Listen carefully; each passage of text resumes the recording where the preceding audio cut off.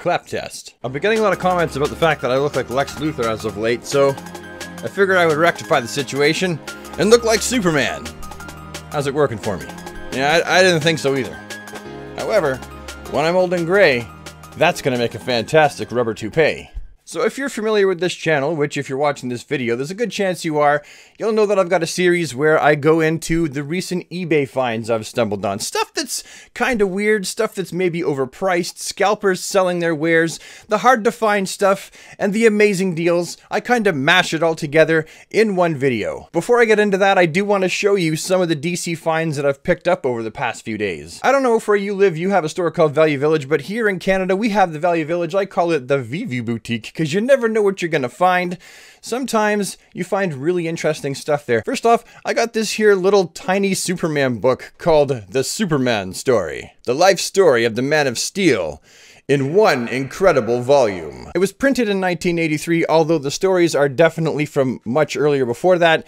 It's loaded with Curt Swan's art there. Fan-frickin-tastic. It was like $1.99. My youngest boy, Robert, being 7, is currently learning how to read, and so when I saw this Batman 4 Adventure Stories Level 3 reader, I thought, yep, can't pass that up. Here's what the back looks like, and this bad boy is from 2003. Remarkably so, it's actually filled with artwork from John Byrne. He was my second favorite artist when I was a kid, right behind Jose Garcia Lopez. As a father, I think it's really important that you take time to read with your kids stories that you yourself can also relate to and get excited about. That way, you can pass on the excitement to your children, and hopefully, they'll be excited to read. Also found the Wonder Woman Love and Murder graphic novel. Fantastic. Got that for another $1.99, just like the previous 2 books. Seriously, you never know what you're gonna find at the VV Boutique. Also, my pre-orders for the White Knight Batman and Azrael showed up at EB Games. Joker, as of yet, wasn't in when I went to pick these up. I'm not super upset about that. That version of Joker really isn't my favorite version of Joker. It was more the Batman and the Azrael that I was excited about. However, that Joker will make a great army building figure. I mean, not that I'm going to buy a bunch of them to army build, but I've already seen all over Instagram, people are already buying that Joker figure up in droves just to army build up GCPD characters and just popping new heads onto the body. Either way, a review of those 2 figures will be underway. I'll start it today or tomorrow. Also, I found this about a week ago and I'm pretty excited about it. It's cool to have Copperhead, and that little 4-wheeler covered in mud's going to be fantastic. I'll probably keep the Copperhead but give the Batman and the 4-wheeler to Robert to go rummage around in the backyard dirt with it. But yeah, those are my recent DC finds. Now on to the eBay. Look at this stuff, it's from eBay. So I figure we'll just start right off with the crazy asinine with this listing. I'm not sure if this is a mistake or something. DC Multiverse Batman White Knight Azrael 7-inch action figure McFarlane Toys, new. The bidding started at $27.97, but then if you wanted to buy it now, well, you could see that number. $3,650. You what, man? That's crazy. Now, obviously, this is a mistake. He probably meant the buy it now price to be $36.50. But I had to give my head a double take shake when I saw that, because there are people out there that do mark their items super high with the buy it now price, but if this was real, that would take the cake. Next item. But have no fear.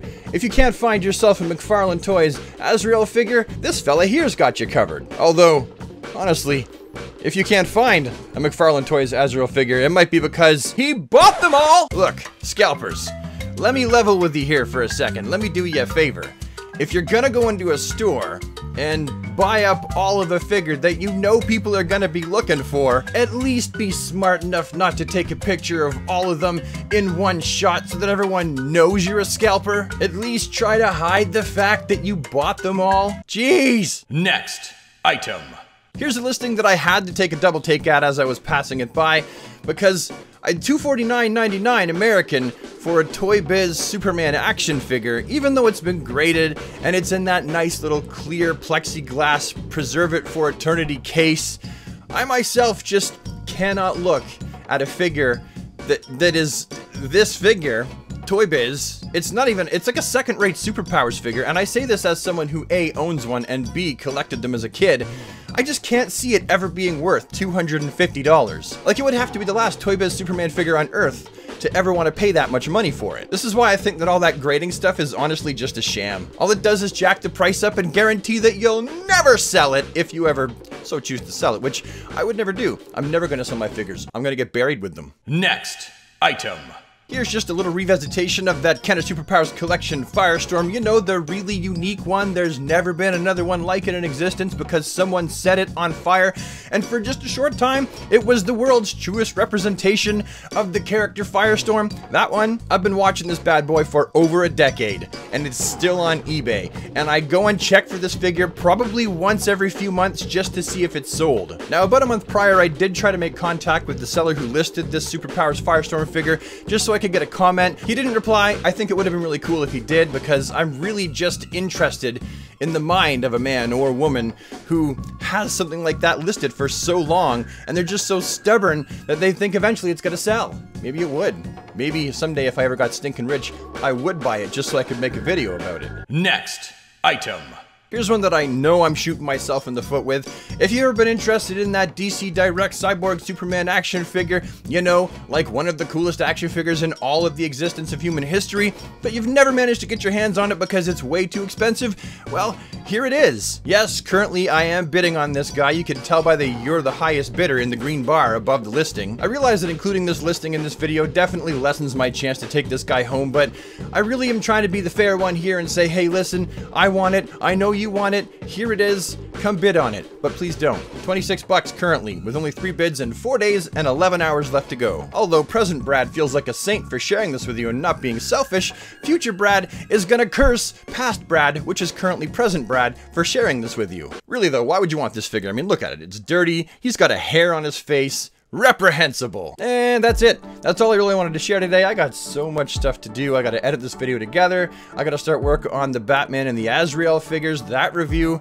And my wife is on vacation for 2 weeks, so I want to make sure I spend some time with her. So that's all for today, super friends. Thank you so much for tuning in and watching, and I'll see you next time with the next one. Have a DC day, and take care.